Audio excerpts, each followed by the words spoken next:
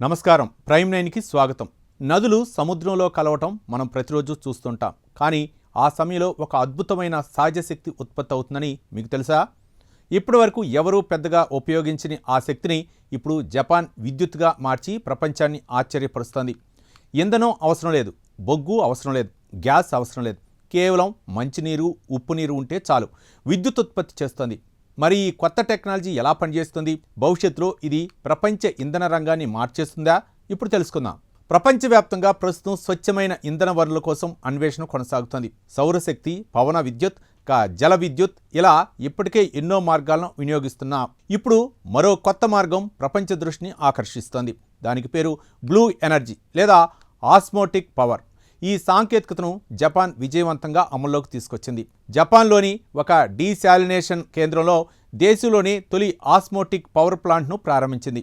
ఈ తరహా టెక్నాలజీతో పనిచేస్తున్న ప్రపంచంలోనే రెండో ప్లాంట్ ఇదే. మరి ఈ పవర్ ప్లాంట్లో ప్రత్యేకత ఏంటి? సాధారణంగా సముద్రపు నీటి మంచినీటిగా మార్చే డీశాలినేషన్ ప్లాంట్లో అత్యధిక ఉప్పు కలిగిన వ్యర్థ నీరు మిగులుతుంది. ఇక మరోవైపు మురుగునీటి శుద్ధి కేంద్రాల నుంచి శుద్ధి చేసిన మంచినీరు అందుబాటులో ఉంటుంది. ఈ రెండు నీటిని ఉపయోగించడమే ఈ టెక్నాలజీ ప్రత్యేకత. ఇది ప్రెషర్ రిటార్డెడ్ ఆస్మోసిస్ అనే శాస్త్రీయ సూత్రంపై పనిచేస్తుంది. సులభంగా చెప్పాలంటే ఉప్పు తక్కువగా ఉన్న మంచినీరు ఉప్పు ఎక్కువగా ఉన్న నీటి వైపు సహజంగా ప్రవహిస్తుంది. ఈ ప్రవాహం వల్ల ఏర్పడే భారీ ఒత్తిడిని ఉపయోగించి టర్బైన్ తిప్పుతారు. ఆ టర్బైన్కు అనుసంధానమైన జనరేటర్ విద్యుత్తును ఉత్పత్తి చేస్తుంది. ఈ మొత్తం ప్రక్రియలో ఎలాంటి ఇంధనం అవసరం ఉండదు.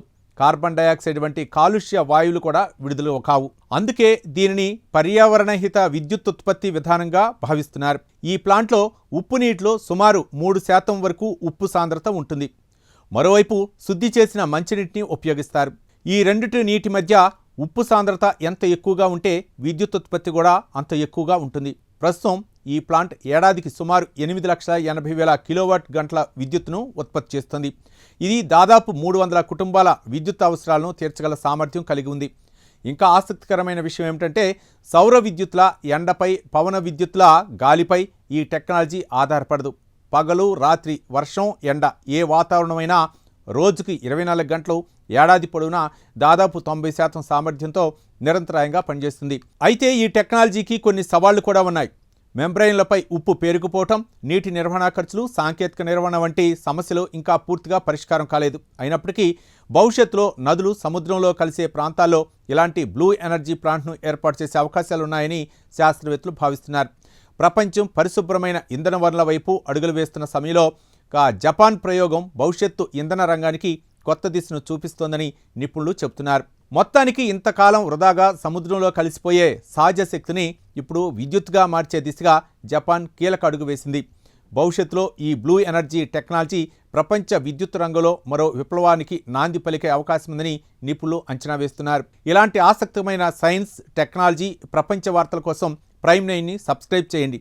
వీడియో నచ్చితే లైక్ చేయండి, షేర్ చేయండి. మీ అభిప్రాయాన్ని కామెంట్లో తెలియజేయండి. నమస్తే.